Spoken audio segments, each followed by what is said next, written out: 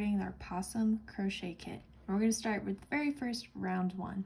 What you're going to need right now is your white yarn, your hook, and if you didn't come with the kit, it's a 5.0 millimeter hook, and your stitch marker, which is the safety pin looking thing. Our very first round is 6 single crochets in a magic ring. Although there are alternatives to the magic ring, I'm going to be showing you magic ring here, but there are also slower videos and the alternatives on our YouTube channel as well as our website, Lousy Llama Creations. I'm going to start by holding my tail of the yarn, which is where it's cut. Mine's coming out of the middle, which is what most of the kits are like. You're going to place your end over here, and you're going to wrap the yarn behind your hand and over to create an X. You're going to take your hook. I hold mine more of the knife grip, although there's also the pencil grip. Again, there are more videos going into that, but right now you just want to hold the hook however you're comfortable. I'm comfortable with the knife grip, although my fingers do something a little different than most. I'm going to start by placing this under the first arm of the X. I hold it in the middle with this hand, just so it stays secure. And I'm going to push it all the way over. The actual crochet hook is a hook, and so we're going to use that to our advantage. I'm going to turn this and scoop the yarn under. And then I'm going to shimmy my hand out, kind of hold it, pull up my yarn so I can tighten it. And don't worry, we're going to go through this again.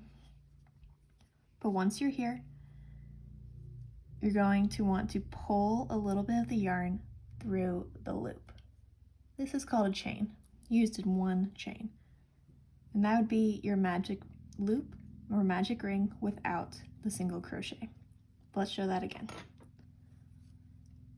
And if you want to undo it, you simply have to pull out your hook and pull, and it comes apart.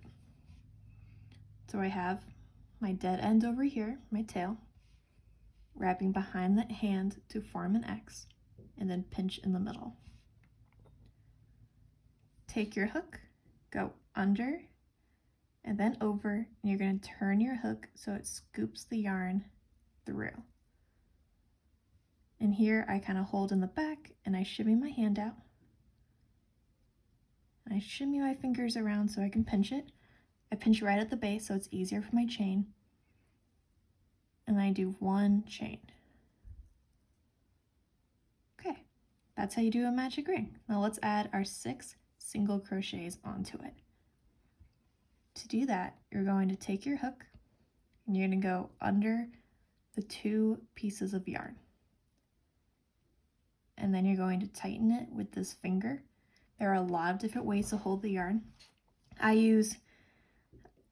do it by keeping the yarn over here and then around my index, although some like to wrap it around the pinky, and there are a lot of different variations. But right now, I'm placing it under my 2 loops, and I'm tightening this so that this is nice and secure. You don't want it too tight that it can't move, but you just want it nice and snug. And here, we're going to do a yarn over, which simply means putting the yarn into the crochet hook. Yarn over, and then go under the 2 loops. So then you have 2 loops on your hook. And then you're going to yarn over again and pull through both. And then do that again. Do it for a total of 6 times. Go under both of the strings, yarn over, pull through so you have 2 loops, yarn over, and then pull through again. As you can see, it's a little difficult with the white yarn, but I have 2 stitches. So I'm going to repeat this 4 more times so that I have 4 single crochets.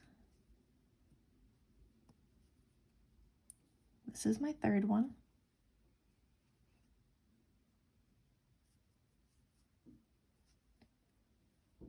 And then my 4th one.